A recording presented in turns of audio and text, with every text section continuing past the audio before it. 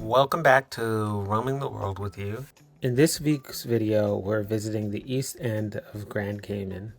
We are going to explore the wreck of the 10 sails, the lighthouse. We're going to indulge in some local cuisine, and we're going to visit a local beach. So come along with us and find out if the East End is worth visiting the next time you come to the Cayman Islands. So this is telling us the history of the wreck of the 10 sails, which is where we're at right now. And so according to this, the wreck of the 10 sail is the most famous shipwreck disaster in the history of the Cayman Islands. The frigate HMS Convert was charged with defending a convoy of 58 merchant ships sailing from Jamaica to Europe in February of 1794. The French Revolutionary War made armed protection necessary. In fact, Convert had recently been captured from the French. So during the night, 6 or 7 of the merchantmen sailed against orders ahead of the Convert and wrecked on the reef. At 3 a.m. on the 8th of February, the distress signal was heard by the crew. "Breakers ahead, close to us," cried a sailor from the topsail yard. John Lawford, Convert's captain, fired a warning shot to the rest of the convoy. While trying to steer clear, Convert was struck by another vessel, causing her to run onto the reef. Morning light revealed 10 wrecked ships: William and Elizabeth, Moorhong, Ludlow, Britannia, Richard, Nancy, Eagle, Sally, and Fortune, along with the Convert. Caymanians provided all assistance possible, saving many lives. And that's not it. There's actually more than 30 ships have wrecked on the East End Reef. If you're into diving or maybe even snorkeling, because I'm not sure how deep it is, you can go and see the wreck of the 10 sail artifacts because they're all exposed on the seabed. So that's really interesting. And they're also all protected under law because of it's part of the island's maritime heritage. It looks like they have little memorials to each of the wrecked ships as well. Here, I'll show them to you. And Sean thinks he sees part of the wrecked ship in the ocean, and we're going to try to get our drone over it. Because we're not divers, even though one day I do want to try maybe like a one-on-one diving course to see if we would like it. But let me show you these memorials. Okay, so there's the Convert, something burn, Moorball. Here is another one, but you can't, the writing's off. Dublin, I think, maybe. And this one is definitely, this one's definitely gone. You can't see it. And there's another one down there. Try not to fall off the cliff, y'all. There's another one. Oh, there's more over here, which I'm not going to walk to because your girl doesn't want to fall into the ocean.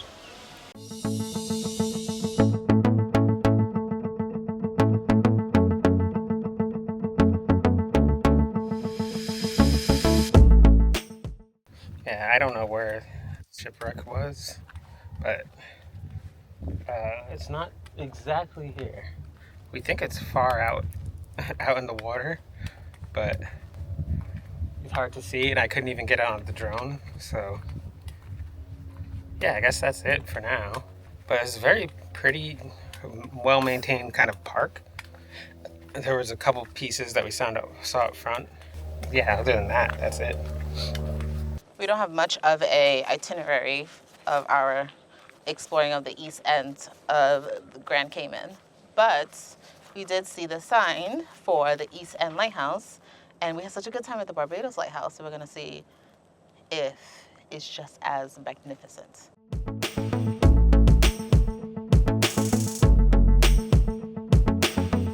Of course, it's 10 million steps. But that just means it'll lead to a good view.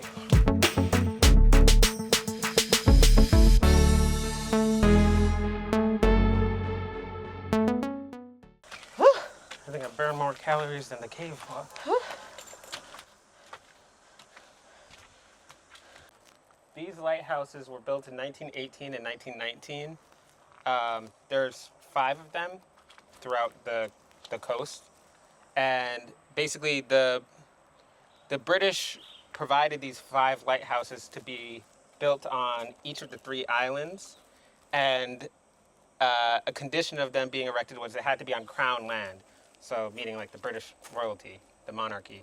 Now well, actually, fun fact about these lighthouses is that they were originally powered with kerosene, and then there was an automatic gas valve after 1937, I believe, that basically allowed it to be unattended for 6 months. Basically, it eliminated the need for a lighthouse engineer. So no, it could go completely unattended for 6 months at a time. And now it is solar powered. So it still doesn't need an engineer or anybody. So that is very cool. And I learned a lot by reading about this place. Check this out. We saw this as we were driving and pulled over. Lost Souls. Trees of lost souls. It's artwork. Do people take, not that many, lost souls? It's only this one little tree. There's one shoe. There's kid shoes. You want to donate those? What are those? I'm keeping these.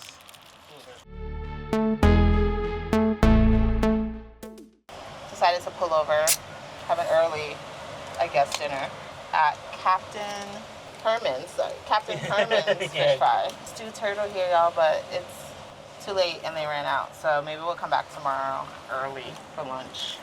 Try some stewed turtle. Turtle. Sean had turtle in Japan, but I wonder if this will be different. Because in Japan he cooked it himself like a hot pot, and I don't think it turned out really well. Yeah, I probably undercooked it. What did I get? I got the stewed chicken. And I got oxtails, and then we got conch fritters too. Yeah. And I got my favorite ting right here, of course. Yeah, so she's gonna bring it out to us. I already told you what we got, but let's show you real quick. It's the oxtails, a little salad, sweet plantains. I got for white rice. Sean got rice and beans, stewed chicken, and then the conch fritters. The conch fritters are for both of us, not just me. So. All right, taste test. All right. Oh my God, this is hot.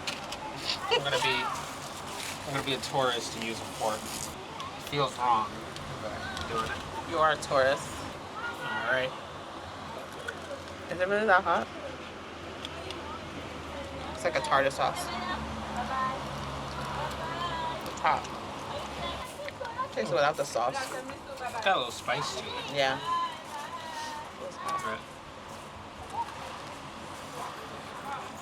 Right. Oh, I haven't had this in a while. Oh, yeah.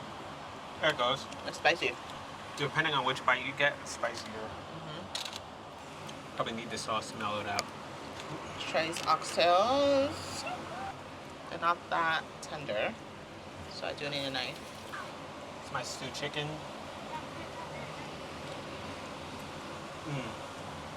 Mukbang. I mean, if we got like 4 plates of these, it'd be a mukbang.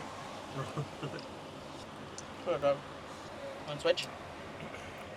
Yeah, there's bones, so you gotta pick it off. That's too much work. No. Just gonna get a little. I feel like it does taste different when it has the bone on. Yeah, because the bone adds extra flavor. Yeah. Okay. It's good. Very good. He has carrots and potatoes in his. Get it off for me. Okay. There you go. Was there spicy? No. See, the thing about oxtail that I like is that it's very soft. It just kind of like melts away in your mouth. You don't have to chew very hard. But yeah, and the flavor's good. Oh, we got all this. Plus the 2 drinks, only $25 US. Eat local. You see like huts or whatever little smaller type restaurants on the side of the road. You get good food for affordable prices. Cayman Islands tip, because we know that this island could be really expensive. It doesn't have to be.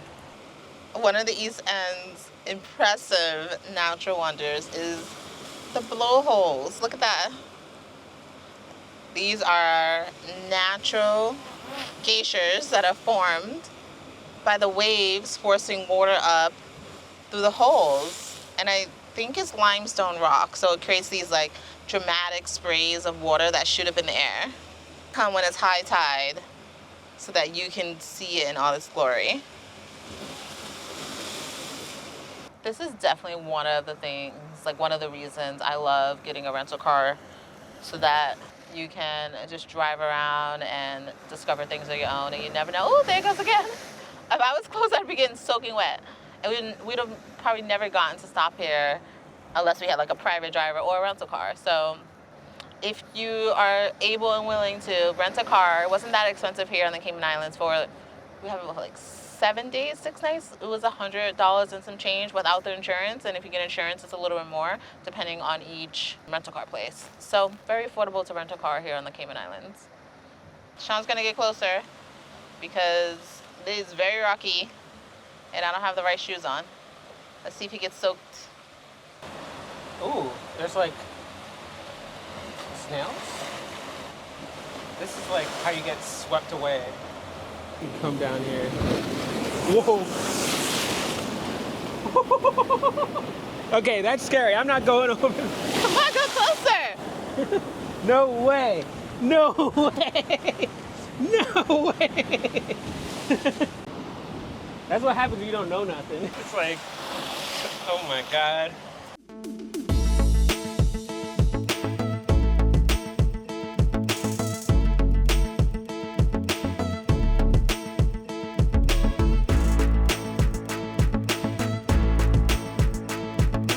Also on the East End is the Blue Iguana Conservation.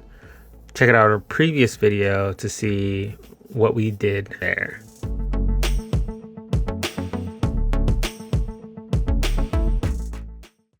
Decided to have a beach afternoon. So we drove, well, we already were in that East End. So we drove all the way to the east to Coolidge Beach and found this nice little quiet beach to just spend the afternoon. Sean's over there trying to peel an orange, unsuccessfully. Oh, I think he got it. This side of the island, the water is still beautiful and blue, but there's like maybe like 10, 20 feet of seaweed first before you get to clear blue water, and people are over here fishing and stuff, so we'll see. I just want to relax and read my book. Let's see if we'll get Sean in the water to get some footage. You know, she saw that he was going snorkeling, so apparently the water's not even all the way out there. The water's like 3 feet, so I hope he doesn't jump off because he'll hurt himself. And then I'm not sure if you can see, but like that little line back there, that's the barrier reef.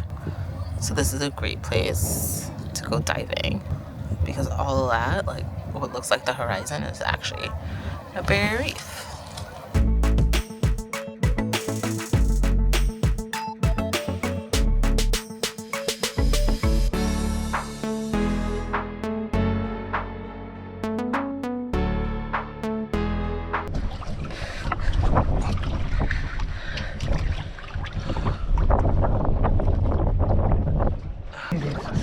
Kids are in here.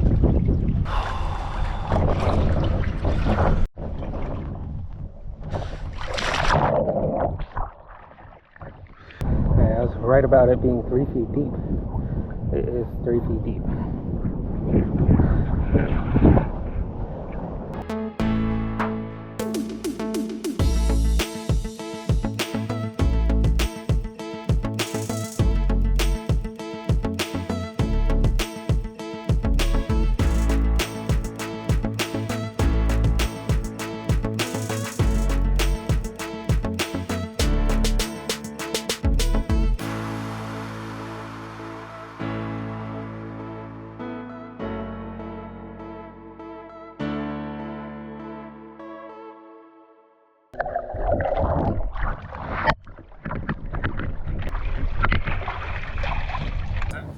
How'd it go? I'm a wuss. Why? I didn't go out anywhere. I was like around the dock the whole time. Why? The fish, I don't know. It's all like, even where it looks sandy, it's all mossy. So you put your feet down. Moss or seaweed? Moss, seaweed, it's a bunch of different things. And there's like fish everywhere. And one of the fish started like nipping at me, like biting my feet, and I was like, I don't like this. I thought it was like gonna start to swarm me, so I left. Oh my gosh. Yeah. Thanks for watching today's video. I hope you enjoyed our trip to the East End. Make sure to like, comment, and subscribe, and be sure to tune in for the next video.